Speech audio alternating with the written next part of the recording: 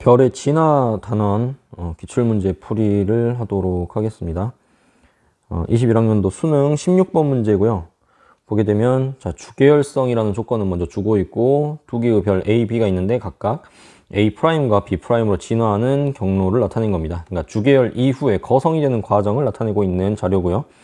그래서 기억번에 A가 A'으로 진화하는데 걸리는 시간은 당연히 B가 B'으로 진화하는데 걸리는 시간보다 짧습니다. 그래서 맞는 말이고, 니은번에 B와 B'은 중심에게 모두 탄소를 포함한다 라고 되어 있는. 자, B'에서는 이제 거성에 도달을 해가지고 중심부에서 헬륨 핵융합 반응을 통해서 만들어낼 테고요. 근데 그게 아니라 하더라도 주계열인 B 상태에서도 중심부에서 우리 CNO 순환 반응이 일어나는 걸 생각하면 촉매로서 질량수 12짜리의 탄소가 포함이 되어 있을 겁니다. 그래서 니은도 맞는 말이 되겠고요. 자, 디귿번에 A는 B보다 최종 진화 단계에서 밀도가 크다라고 되어 있는데, A는 최종 진화 단계에서 초고성이기 때문에 블랙홀 또는 중성자별을 만들어낼 겁니다. 그래서 B가 만들어내는 백색 외성보다는 밀도가 클 것으로 생각이 됩니다. 답은 5번이 되겠고요. 자, 다음 22학년도 6월 평가원 17번 문제고, 자, 별의 질량에 따라서 주계열 단계에 도달했을 때 광도, 그리고 주계열이 머무르는 시간, 즉 수명이라고 봐도 될 것 같은데, 이 두 가지를 A, B 그래프로 나타내고 있습니다. 각각을 광도와 시간이 어떤 것인지 맞춰야 될 것 같고요. 나는 주계열성의 HR도에다가 주계열을 표현을 한 자료라고 보면 되겠습니다. 그래서 기억번에 B는 광도라고 이야기를 하고 있는데, 봤더니 자, 질량이 태양 정도인 별의 경우에 B의 값은 작고 A의 값은 굉장히 크게 나타나는 걸 알 수가 있고요.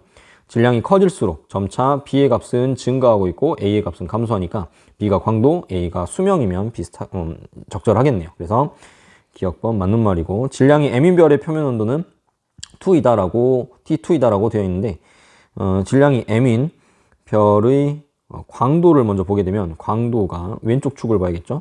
10의 세제곱으로 표현이 되는 걸 알 수가 있습니다. 그러면 나자르로 가서 10의 세제곱일 때, 자, 온도가 T1에 해당되는 것을 확인을 할 수가 있습니다. 그래서 틀렸고, 자, 디귿번의 표면 온도가 T3인 별은, 자, 방금 전에 했던 것과 똑같이, 자, 나자르에서 먼저 T3에 대한 정보를 얻고요. 자, T3인 별은, 자, 광도가 얼마인지를 봤더니 태양과 같은 광도가 되겠습니다. 그러면 가자료로 가가지고 광도가 1인 별이 뭔지를 보게 되면, 광도가 1인 별은 여기에 해당이 되고요. 그러면 질량이 태양과 같은 별이 되겠고, 이때 주계열 단계에 머무르는 시간은 위로 올라가서 A랑 만나는 점을 보게 되면 10의 4제곱배인 것을 알 수가 있습니다. 아, 여긴 광도네요. 여기를 보면 되겠죠. 10의 10제곱년에 해당이 되는 걸 알 수가 있습니다. 100억 년이 되겠네요. 우리가 잘 알고 있는 태양의 수명이 나왔고요.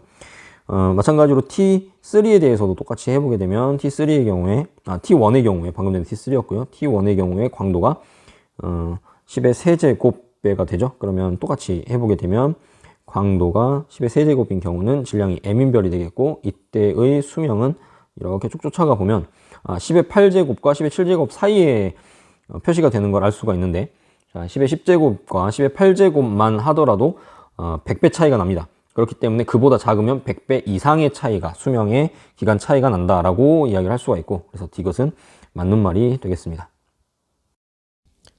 22학년도 18번, 수능 18번입니다. 별 A와 B가 주계열 단계가 끝난 직후부터 진화하는 동안의 반지름 그리고 표면 온도 변화를 나타낸 것이다 라고 되어 있는데, 이제 거성이 되는 과정을 나타낸다라는 말이고요. 각 별의 질량은 태양 질량의 1배 또는 6배 중에 하나이다 라고 되었습니다. 그래서 일단 이 자료를 먼저 살펴보게 되면은 세로축은 표면 온도, 가로축은 반지름을 나타내고 있습니다. 그래서 자, A선을 먼저 A라고 하는 별의 물리량을 살펴보면은 자, 이 시점에서는 표면 온도는 굉장히 높고, 그다음에 반지름은 아주 작은 그런 값을 가지고 있고요. 그러다가 점점 이 선을 따라서 이동함에 따라서 표면 온도는 감소하고 반지름은 아주 조금씩이지만 늘어나고 있습니다. 그러다가 이제 어느 순간부터 급격하게 반지름이 늘어나고 표면 온도는 조금씩 떨어지고 있는 그런 상황을 이제 보여주고 있죠. 점점 표면 온도도 조금씩이지만 떨어지고 있고 그렇습니다. 그래서 처음과 끝을 봤을 때 우리 이제 주계열 이후니까 반지름은 계속 커지고 있는 팽창하는 상태라는 걸 알 수 있고, 그러면 반지름이 커지는 방향으로 이제 따라가면서 보면 될 것 같고요. 그래서 시작과 끝에서의 표면 온도는 굉장히 많이 낮아진 걸 알 수가 있고, 그 다음에 반지름도 굉장히 큰 변화를 이렇게 나타내고 있는 걸 알 수가 있습니다. 반면에 B의 경우에는 애초에 별 A보다 훨씬 더 낮은 표면 온도를 가지고 있다가 반지름은 비슷했다고 하더라도 온도는 굉장히 낮다가 그 상태에서 이제 팽창을 하는 거죠. 그래서 반지름은 점점 증가를 이렇게 하고 있지만 그 사이에 이제 온도가 조금씩 떨어지고 있습니다. 그러니까 반지름의 증가 비율이 표면 온도의 감소 비율보다 훨씬 더 크네요. 그래서 이 각 자료의 이 부분이 시작점이라고 했을 때 시작점 온도로부터 별 A가 태양 질량의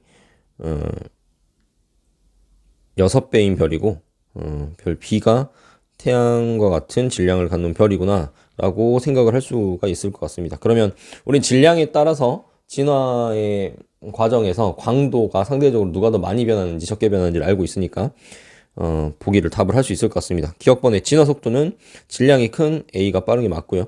절대 등급의 변화 폭은 당연히 아까 이야기했던 대로 여러분들이 알고 있는 대로 절대 등급은 질량이 클수록 적게 변하고 질량이 작을수록 더 크게 증가하는 것을 절대 등급은 이제 작겠죠. 작아지는 거죠. 광도가 증가하는 것을 알 수가 있습니다. 그래서 니은은 틀렸고 주계열 단계일 때 대류가 일어나는 영역의 평균 온도는 별의 내부 구조를 질량에 따라서 달라지는 별의 내부 구조를 알고 있는지를 물어보고 있는 보기인데 질량이 큰 A와 같은 별의 경우에는 태양 질량의 1.44배 이상인 A와 같은 별의 경우에는 중심부에 대류핵을 가지죠. 그러니까 대류가 일어나는 영역이 별의 중심부고요. 거의 핵이죠. 태양 질량의 별의 경우에는 잘 알고 있다시피 표면에서 쌀알무늬를 만들어내는 대류층을 가지게 됩니다. 그러니까 중심부인 A가 더 높다라고 이야기를 해야 맞겠습니다. 자, 2023학년도 6월에서 이제 15번 문제였고요. 자, 태양이 진화하는 경로를 A0, A1, A2로 이렇게 나타내고 있고요. H철도상에다 표현을 하고 있습니다. 그래서 A0가 주계열일 때, A1은 거성일 때, A2는 백색외성일 때를 나타내고 있고, 그중 하나의 내부 구조를 나에서 나타내고 있는데, 나를 보면 헬륨 핵융합 반응이 중심에서 일어나고 있는 걸 알 수가 있습니다. 이건 A1 시점, 거성일 때 일어나는 일이 되겠죠. 중심부에서 헬륨 핵융합 반응이 일어나는 것은 거성일 때입니다.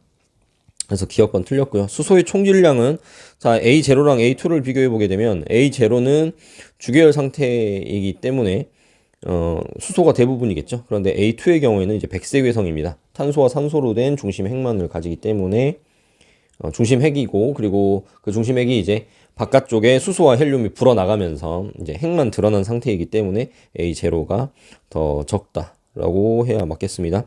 A0에서 A1으로 진화하는 동안에 중심 핵은 정역합평형 상태를 유지한다면 이런 변화를 일으킬 리가 없겠죠.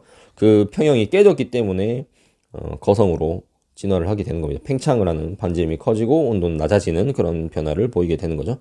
그래서 답은 2번이 되겠습니다. 이렇게 해서 시험 범위까지의 문제는 풀어봤고요. 여기는 시험 범위는 아니지만 있으니까 문제를 제시를 해줬으니까 풀면서 연습으로 삼으면 되겠습니다. 여기까지 하겠습니다.